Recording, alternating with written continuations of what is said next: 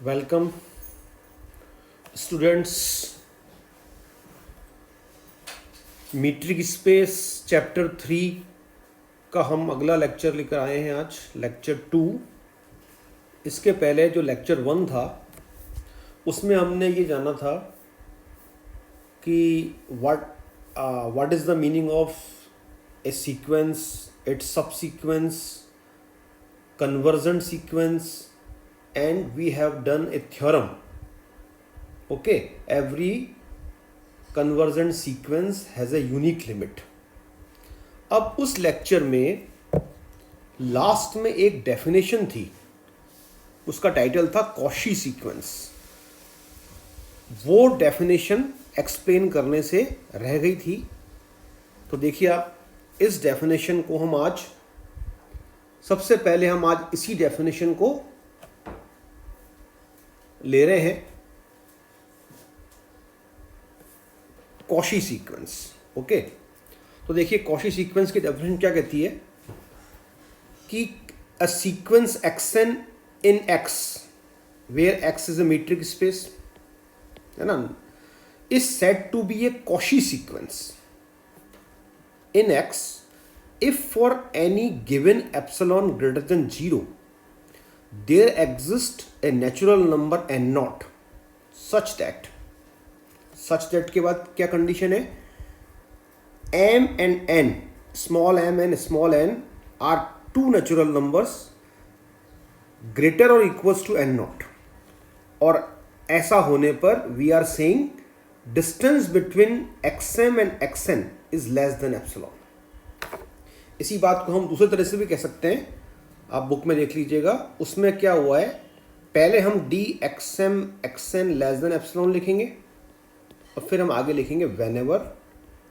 ये स्टाइल हमने पहले कन्वर्जेंट सीक्वेंस में भी अडॉप्ट की थी। तो आपको कुल मिला के याद ही रखना है कि अगर हम इस तरह से हमारी डेफिनेशन को प्रेजेंट कर रहे हैं तो ये हमारी दो इवेंट हैं, ये और ये, इनमें से ये इवेंट पहले हो रही है, या यूँ कहना चाहिए इस इवेंट की लाइट में, इस इवेंट के होने पर ये इवेंट हो रही है। तो इसी को मोर एम्फेटिकली मैंने ऐसे लिख दिया है। ओके, अब आप इस डेफिनेशन का कंपेयर करें विद कन्वर्जेंट सीक्वेंस, और थोड़ा सा हम इसमें ये डिफरेंस पता करने की कोशिश करेंगे कि कॉशी किसी सीक्वेंस को कन्वर्जेंट सीक्वेंस कहना और कॉशी सीक्वेंस कहना में क्या डिफरेंस है। तो देखिए, अगर मैं यहाँ पर कन्वर्जेंट सीक्वेंस की डेफिनेशन को दिमाग में लेकर आऊँ तो वहाँ हम कन्वर्जेंट सीक्वेंस की डेफिनेशन में हमने कहा था कि एक सीक्वेंस है xn, a sequence in a metric space, उसका नाम xn है, वो कन्वर्जेंट कहलाती है to a limit x belongs to x। किसी पॉइंट पे कन्वर्ज कहलाती है। तो हमने वहाँ कंडीशन क्या लिखी थी कि अगर n ग्रेटर और इक्वल्स टू n नॉट है, और ये तो हमने कहा ही था कि epsilon for epsilon greater than 0 there exist n naught belongs to n such that whenever n is greater or equals to n naught distance between xn and x is less than epsilon। तो आप इस line का compare अगर आप यहाँ से करें, ठीक है, ये डेफिनेशन मैंने कॉशी सीक्वेंस की डेफिनेशन फर्स्ट वाले लेक्चर के नोट्स में भी लिखी हुई है, वहाँ भी देख सकते हैं। तो अब अगर आप यहाँ पर कंपेयर करें तो व्हाट विल यू फाइंड, आप ये देखते हैं कि वहाँ पर हमने एक एन नॉट नेचुरल नंबर से बड़ी जितनी भी नेचुरल नंबर्स हैं या इक्वल, उनके कॉरस्पॉन्डिंग जो सीक्वेंस की टर्म्स हैं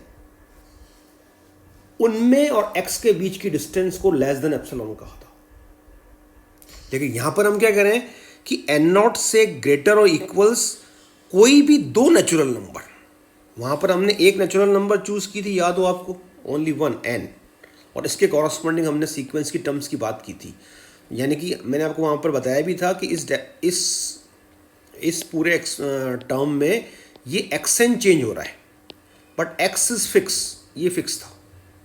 अब यहां पर क्या हो रहा है, xm and xn both are variable terms, मतलब ये दोनों जो xm xn है ये दोनों वेरिएबल है। यहाँ पर डी के अंदर, इस डी के अंदर इस कोई भी फिक्स टर्म या वैल्यू एक्स नहीं है।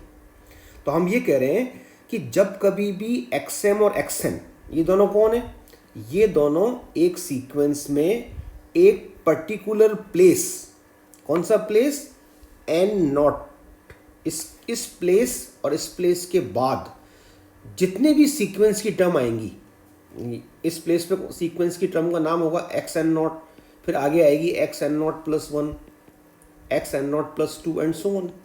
तो ये जितने भी सीक्वेंस की terms x n naught place से आना शुरू हुई हैं, इनमें से कोई भी दो टर्म अगर हम एम और एन एनथ नंबर पे चूज कर लें, क्योंकि एम और एन हम क्या एज्यूम कर रहे हैं, ग्रेटर और इक्वल्स टू एन नॉट, तो इन दोनों टर्म्स के बीच का जो डिफरेंस है वो एप्सिलॉन से लेस होगा। यानी यहां पर इस कंडीशन में हम एक्सएम और एक्सएन जो हमको यहां अंदर मिल रहा है, these are any two terms of the sequence occurring after, और कह सकते हैं एक फिक्स प्लेस से हम जो सीक्वेंस की टर्म्स अकर होना शुरू हुई हैं उनके बीच का डिफरेंस एप्सिलॉन से कम कर रहे हैं। जबकि यहाँ पर क्या हुआ था, इधर देखिए आप इस डेफिनेशन में, हमने एक फिक्स प्लेस के बाद अकर होने वाली टर्म का डिफरेंस एक फिक्स टर्म एक्स से लिया था। तो ये हमारे दोनों ही डेफिनेशन में एक मोटा मोटा डिफरेंस है। ठीक है, एक तरह से कन्वर्जेंट सीक्वेंस में तो हम क्या कहते हैं कि एन नॉट से आने वाली, एन नॉट से और उसके बाद आने वाली जितनी भी टर्म्स हैं उनका एक फिक्स, उनका एक मीट्रिक स्पेस के फिक्स पॉइंट से डिफरेंस एप्सिलॉन से कम है। जबकि कॉशी सीक्वेंस में हम क्या कहते हैं कि एन नॉट से और उसके बाद में आने वाली किसी भी दो टर्म्स का डिफरेंस एप्सिलॉन से लेस है। ये हमारे पास दोनों डेफिनेशन में डिफरेंस है। तो देखिए इधर आप, अब हम यहां पर एक थ्योरम करने जा रहे हैं, theorem 3.6, it is a important theorem. ठीक है, नेचुरली जब हमने सीक्वेंस के दो कंसेप्ट पढ़ लिए, एक बार तो हम कह रहे हैं सीक्वेंस कन्वर्जेंट है कि नहीं है, दूसरी बार हम कह रहे हैं सीक्वेंस कॉशी है कि नहीं है तो कब कब है, तो हमारे दिमाग में एक नेचुरल क्यूरोसिटी आनी चाहिए कि क्या ये दोनों कंसेप्ट इंटर रिलेटेड हो सकते हैं क्या। तो ये थ्योरम हमको बताती है कि how these two concepts are inter related.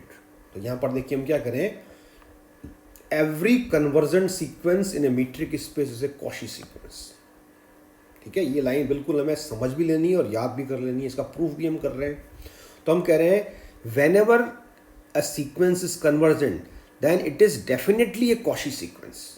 यानी अगर कोई सीक्वेंस कन्वर्जेंट है तो फिर वो कॉशी सीक्वेंस 100% होगी, but converse need not be true.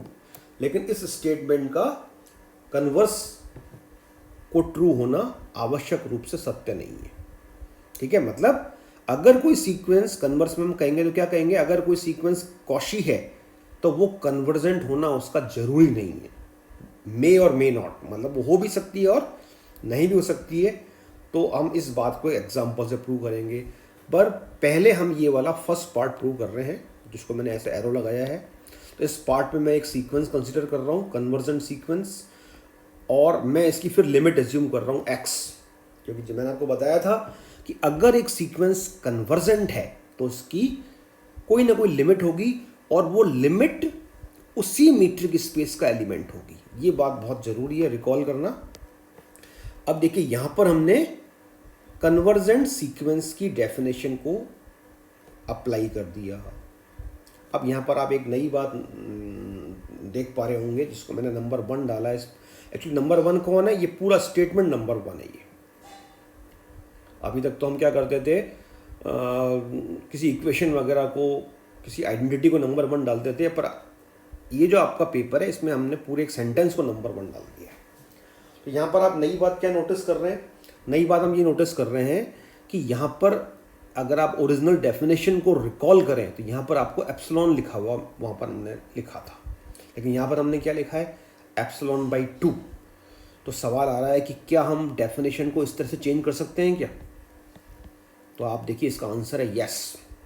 क्यों, क्योंकि मैंने आपको बताया था कि पर्पस ऑफ एक्सलॉन, एक्सलॉन का पर्पस क्या था कन्वर्जेंट सीक्वेंस की डेफिनेशन में, और यही हम लॉजिक कॉशी सीक्वेंस की डेफिनेशन में भी जरूरत पड़ने पर देंगे। क्या पर्पस था कि वो इन दोनों के बीच की डिस्टेंस हम एप्सिलॉन से लेस कर रहे थे, और एप्सिलॉन को हमने कहा था as small as we please. मतलब क्या हुआ इसका कि जितना मर्जी चाहे उतना छोटा एप्सिलॉन को ले सकते हैं। तो एप्सिलॉन का रोल क्या था, वो इन दोनों के बीच की डिस्टेंस को कम कर रहा था। तो अगर हम यहाँ एप्सिलॉन को एप्सिलॉन बाई 2 से रिप्लेस कर दें तो भाई एप्सिलॉन बाई 2 तो एप्सिलॉन से भी छोटा नंबर है, तो ये तो इन दोनों के बीच की डिस्टेंस को और तीव्रता से कम करेगा। मतलब ये है कि किसी भी एप्सिलॉन को लेकर लिखे गए लॉजिक में अगर एप्सिलॉन से भी स्मॉल नंबर हम ले लें तो वहाँ पर वो डेफिनेशन और एम्फेटिक हो जाती है और क्लियर हो जाती है।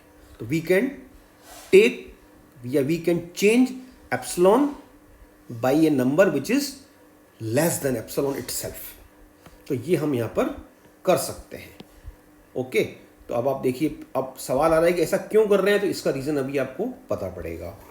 अब आप देखिए यहाँ पर आप एज्यूम कीजिए इस तरह से कि जब हम कन्वर्जेंट सीक्वेंस की डेफिनेशन को लेकर, जैसे हमने लास्ट टर्न पे एक एग्जांपल देखा था सीक्वेंस 1/n के लिए, वहाँ पर आपको याद है हमने एक एप्सिलॉन चूज़ किया था 0.01, है ना, और हमने इसके लिए n0 निकाली थी 101।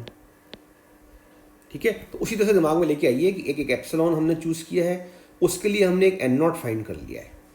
अब यहाँ पर हम दो नेचुरल नंबर उस n0 से ग्रेटर और इक्वल एज्यूम कर रहे हैं। ऑफ कोर्स ये दोनों नेचुरल नंबर डिफरेंट हैं।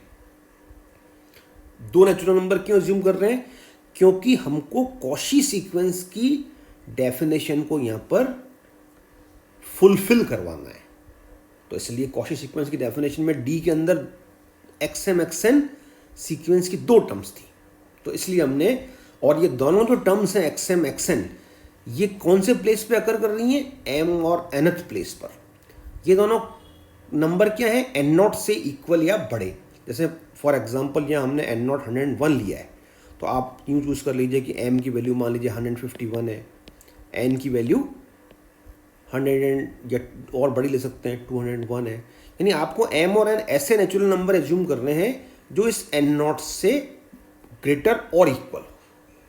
तो ऐसा करने पर फिर आप आगे देखिए हम क्या कर रहे हैं, ये हमने लगा दी ट्राइंगल इनइक्वलिटी M4। ठीक है, क्योंकि हम मीट्रिक स्पेस में डील कर रहे हैं, तो triangle inequality when ever I need I can apply. उसके बाद अब इसको मैंने ऐसे लिख लिया, देखिए M3, ये तो कोई प्रॉब्लम नहीं है। अब यहाँ पर आकर मैंने इन दोनों प्लेसेस पर इस लाइन में आप क्या पा रहे हैं, आप ये पा रहे हैं इन दोनों प्लेसेस की जगह आपको एप्सिलॉन बाई 2 लिखा हुआ मिल रहा है, और फिर मैंने यहाँ लिख दिया यूजिंग 1। तो देखिए 1 क्या कहती है, 1 ये रही 1 ये कहती है कि D के अंदर अगर एक सीक्वेंस का टर्म है और वो टर्म का जो नेचुरल नंबर है वो अगर n0 से बड़ा या बराबर है, तो फिर इस dxn x टर्म से एप्सिलॉन बाई 2 ग्रेटर होगा। तो बस अब आपको यही देखना है कि ये जो xm और xn है, यहाँ पर देखिए आप इधर, ये जो xm और xn है, ये दोनों टर्म्स n0 के बाद अपीयर हो रही हैं, n0 या n0 के बाद अपीयर हो रही हैं। तो फिर इन दोनों d की जो वैल्यूज़ हैं इनसे एप्सिलॉन बाई 2 बड़ा होगा। तो मैंने इन दोनों टर्म्स की जगह xm dxmx और dxnx, इन दोनों टर्म्स की जगह I have put A greater number epsilon by 2 which made this whole value greater than this whole value। Okay, तो फिर हमने नेक्स्ट लाइन में epsilon by 2 plus epsilon by 2 की जगह पुट कर दिया एप्सिलॉन। तो ये तो चूंकि दोनों इक्वल वाला मामला हो गया, तो यहाँ पर हमने इक्वल लगाया है। तो अब अगर आप कंपेयर करें D x M x N with epsilon, तो I can say D x M x N is less than epsilon. तो आप चाहो तो एक लाइन लिख सकते हैं शो करके, d x M x N is less than epsilon. और ये किसकी कंडीशन है? सीक्वेंस को कॉशी सीक्वेंस कहने की। So we have concluded x N is a Cauchy sequence. मतलब ये हुआ कि अगर कोई मेरी सीक्वेंस कन्वर्जेंट सीक्वेंस है तो फिर वो कॉशी सीक्वेंस भी होगी। ये मैंने प्रूव कर दिया। ठीक है, अब आपको शायद इस बात का भी आंसर मिल गया होगा कि हमने यहाँ पर एप्सिलॉन बाई 2 क्यों चूज किया था। क्योंकि मुझे यहाँ पर 2 डी की टर्म्स मिलनी थी और यहाँ पर मैंने इन दोनों की जगह एप्सिलॉन बाई 2 रखकर इनको ऐड करके एप्सिलॉन करना था। तो ऐसी ट्रिक हम BSc third year real analysis में कंटिन्यूटी की और लिमिट्स की थ्योरम में हमने की है, तो शायद आपको याद होंगी। तो ये हमारा प्रूफ था इस पार्ट का। अब आप देखिए कन्वर्स पार्ट हम कर रहे हैं। कन्वर्स पार्ट में मुझे क्या बताना है कि अगर कोई सीक्वेंस कॉशी है तो उसका कन्वर्जेंट होना जरूरी नहीं है। तो इसके लिए सबसे इंपॉर्टेंट बात देखिए ये है कि हमने यहाँ पर एक एग्जाम्पल लिया है, इसमें मीट्रिक स्पेस हमने ये माना है। ये मीट्रिक स्पेस हम फर्स्ट टाइम एज्यूम कर रहे हैं। अब आप ध्यान से देखिए ये किस तरह का मीट्रिक स्पेस है। ये है एक इंटरवल। इंटरवल आपने पढ़े होंगे, ओपन इंटरवल, क्लोज इंटरवल। अब यहाँ पर आपको ये इंटरवल इस तरह से दिखा हुआ दिख रहा है। इसमें एक साइड तो ओपन का साइन है और एक साइड क्लोज का साइन है। मतलब ये हुआ कि यहाँ पर ये 1 पे क्लोज है देखिए इधर, और 0 पे ओपन है। इसका मतलब ये एक ऐसा इंटरवल है जिसमें 1 तो इंक्लूड है लेकिन 0 इंक्लूड नहीं है। ओके, और ऑफ कोर्स 0 और 1 के बिटवीन जितने भी रियल नंबर्स हैं वो तो सब हैं ही, लेकिन ये जो आपका इंटरवल है ये 0 को कंटेन नहीं करता। ठीक है, और हम इसको मीट्रिक स्पेस कह रहे हैं तो हमको इसकी मीट्रिक बतानी पड़ेगी। ये इसका मीट्रिक है। तो अब आप नोट करोगे कि ये हमारा वेल नोन मीट्रिक है, ये हमारी यूजुअल मीट्रिक इसको हम कहते हैं। पहले हमने इसी मीट्रिक को लेकर हमने R को कह रखा है कि R is a metric space with this metric, और इसी को हम बोलते हैं यूजुअल मीट्रिक। लेकिन यहाँ पर कंप्लीट सेट R ना लेकर, वैसे हम यहाँ मीट्रिक R लेते हैं पर यहाँ पर हमने R ना लेकर X लिया है, जहाँ X कौन है? X ये है। तो M1 से लेकर M4 तक जितने हमारे एक्सियोम्स हैं वो सारे के सारे इस सेट पे भी लागू होंगे। तो we can say XD is a metric space. अब इस मीट्रिक स्पेस में हमने सीक्वेंस एज्यूम की 1/n, है ना, इन X। तो यहां पर आपको सोचना कैसे है कि क्या इस सीक्वेंस की सारी इनफाइनाइट टर्म्स इस X में होंगी। तो आप इसको चेक कर सकते हैं। इस सीक्वेंस की अगर हम अलग अलग टर्म लिखें 1, 1/2, 1/3, 1/4 एंड सो ऑन लिखते ही जाएं, तो ये सारी की सारी टर्म्स आप 100% इसी सेट में आपको मिलेंगी, है ना। तो ये आप समझ सकते हैं। लेकिन फिर हम नेक्स्ट स्टेप में क्या कह रहे हैं? हम नेक्स्ट स्टेप में कह रहे हैं कि साहब ये जो सीक्वेंस है ना, ये है तो X की सीक्वेंस, पर ये X में कन्वर्जेंट नहीं है। It is not convergent in X। देखिए आप इसका रीजन हम दे रहे हैं, नॉट कन्वर्जेंट X, बिकॉज ये जो सीक्वेंस है 1/n, अगर मैं इसकी लिमिट फाइंड करूं, n टेंड्स टू इन्फिनिटी, इस पर पुट करके मैं इसकी लिमिट फाइंड करने की कोशिश करूं, तो मुझे 1/n पे लिमिट लगाने पर ये आंसर तो मिलता है, but I can't say this is the limit. Reason क्या है? क्योंकि जो हमारी लिमिट होती है, यानी जो x होता है लिमिट, वो x आपके मीट्रिक स्पेस का एलिमेंट होना चाहिए। और यहाँ पर हम देख रहे हैं कि ये जो आंसर है 0, ये इस x का एलिमेंट नहीं है, क्योंकि हमने यहाँ क्या कह दिया था कि 0 इसका मेंबर नहीं है। 0 नॉट बिलोंग्स टू x। तो इस रीजन की वजह से ये जो सीक्वेंस है ये x में कन्वर्जेंट नहीं है। यही सीक्वेंस अगर हम बात करें R में कन्वर्जेंट होगी क्या? R में तो होगी, क्योंकि R में तो फिर 0 भी इंक्लूड होगा।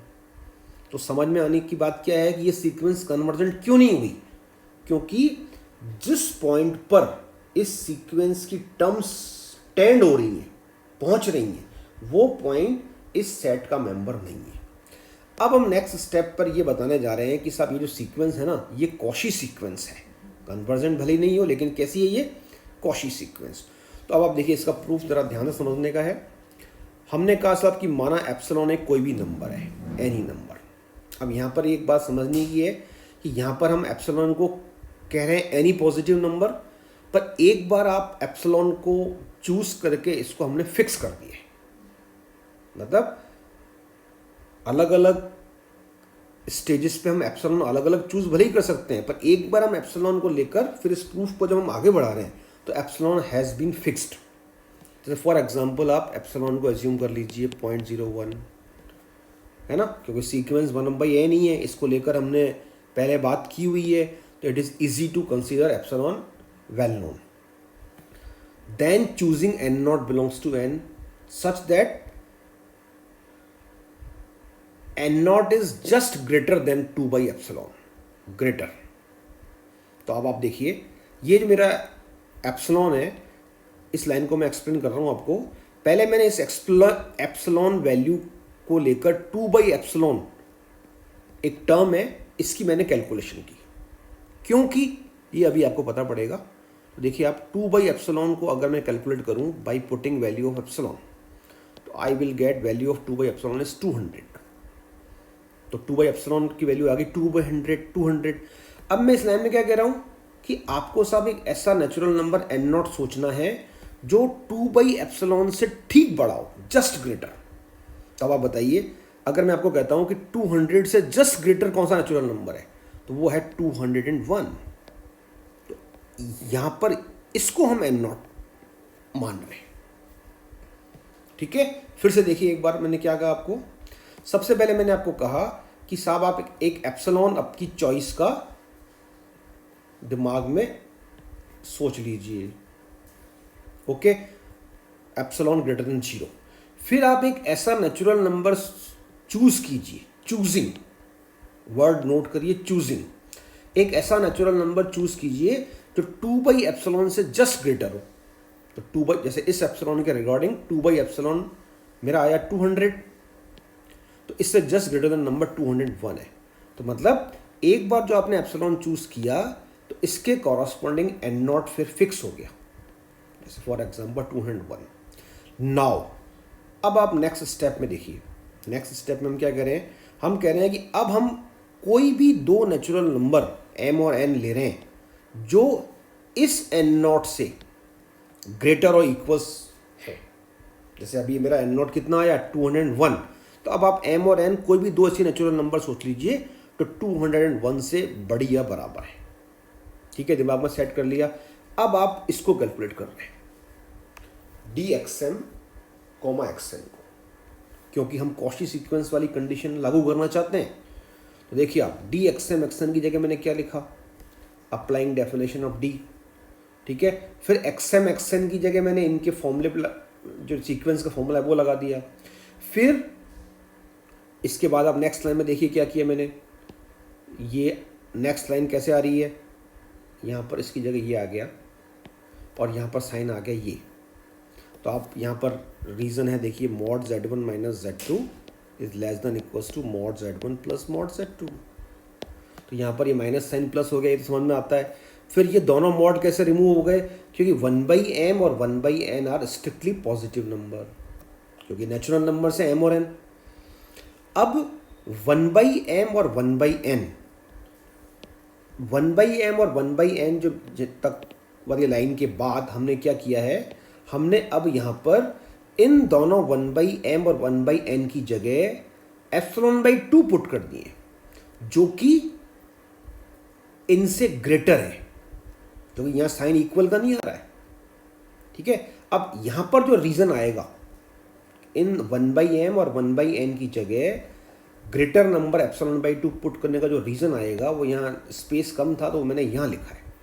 देखिए इधर इस रीज़न को आपको, ये जो बॉक्स में लिखा है ना रीज़न ये वाला, इसको यहाँ लिखना है आपको। इधर ये एरो भी लगा रखा है ऐसे मैंने, ये आपको यहाँ लिखना है। तो देखिए रीज़न क्या है।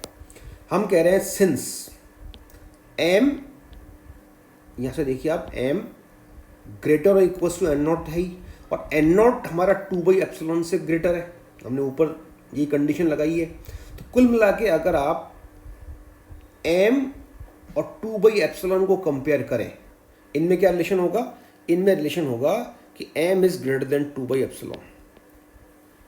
ठीक है, चलिए अब आप, वैसे तो मैंने यहाँ लिखा है इम्प्लाइज करके, पर आप यहाँ भी देखें, अगर ये रीज़न जो ये जो लाइन हमारी आई, इसका अगर मैं दोनों तरफ रेसिप्रोकल करूँ, रेसिप्रोकल, तो चूंकि दोनों साइड पॉजिटिव क्वांटिटीज़ हैं, रेसिप्रोकल करने पर साइन चेंज हो जाएगा। तो इस तरह से मैंने क्या ऑब्टेन किया कि 1/m से ε/2 ग्रेटर है। Similarly I can claim 1/n से भी ε/2 ग्रेटर है। इसलिए मैंने यहाँ पर 1/m की जगह ε/2 ग्रेटर नंबर पुट कर दिया, और 1/n की जगह भी ग्रेटर नंबर ε/2 पुट कर दिया। So I have written this sign of greater than किसकी तरफ, RHS की तरफ। ये आपके आगे एप्सिलॉन। तो in this way I have proved dxm, xn is less than epsilon. ठीक है, तो ये किसकी कंडीशन बन गई, ये मेरी कंडीशन बन गई कॉशी सीक्वेंस की। तो आई कैन से xn is a Cauchy sequence in x। तो इसका मतलब क्या प्रूव कर दिया मैंने कि एक मैंने सीक्वेंस कंसिडर की एग्जाम्पल के तौर पर, वो सीक्वेंस मैंने बताया कि वो कन्वर्जेंट नहीं है पर वो कॉशी है। तो कन्वर्स पार्ट प्रूव हो गया, एक Cauchy sequence in a metric space need not be convergent. इसके बाद देखिए नेक्स्ट थ्योरम है, लेकिन उसके पहले मैं आपको एक डेफिनेशन यहाँ बता रहा हूँ कंप्लीट मीट्रिक स्पेस की। Complete metric space very important definition है ये, पार्ट ए के पर्पज से। तो अब जो हमने एक अभी जस्ट जो हमने थ्योरम की, उससे एक बात बिल्कुल एक रिलेशन निकल के आया कि अगर एक सीक्वेंस कन्वर्जेंट है तो वो कॉशी होगी। कॉशी सीक्वेंस का कन्वर्जेंट होना जरूरी नहीं है, लेकिन अगर हमारा मीट्रिक स्पेस एक ऐसा स्पेशल मीट्रिक स्पेस है कि इसमें ये कन्वर्स पार्ट भी ट्रू हो रहा है, कन्वर्स पार्ट मतलब कॉशी सीक्वेंस भी उस मीट्रिक स्पेस में कन्वर्जेंट है। अभी जो हमने ऊपर मीट्रिक स्पेस लिया था, ये वाला याद है आपको, ये कंप्लीट नहीं है, क्योंकि इसमें तो हमने एक सीक्वेंस बताई जो कॉशी है पर कन्वर्जेंट नहीं है। लेकिन अगर मेरा मीट्रिक स्पेस इस तरह का है कि उसमें each Cauchy sequence is convergent, then I will call this type of metric space as a complete metric space. ठीक है, तो ये आपकी एक डेफिनेशन है कंप्लीट मीट्रिक स्पेस की। और फिर उसके बाद जो एक थ्योरम है, वीडियो लंबा हो गया है, तो I hope you will do it yourself. Theorem 3.7 ये भी आपके MDS एग्ज़ाम में 2-3 बार एग्ज़ाम में आई है। ठीक है, तो आई होप एक बार मैं चीज़ क्लियर, मैं गारंटी नहीं कर रहा हूँ होगी, क्योंकि एक तो ऑनलाइन मोड है और प्रॉब्लम्स क्या आ रही हैं आपको, क्या नहीं आ रही हैं, आई डोंट नो। पर आई होप कि ये अगर आप 2-3 बार लेक्चर बार बार चला के समझोगे और बुक से पढ़ोगे तो it is not so difficult. I hope you all can do. Okay, thank you very much. बाकी नेक्स्ट लेक्चर में हम देखेंगे।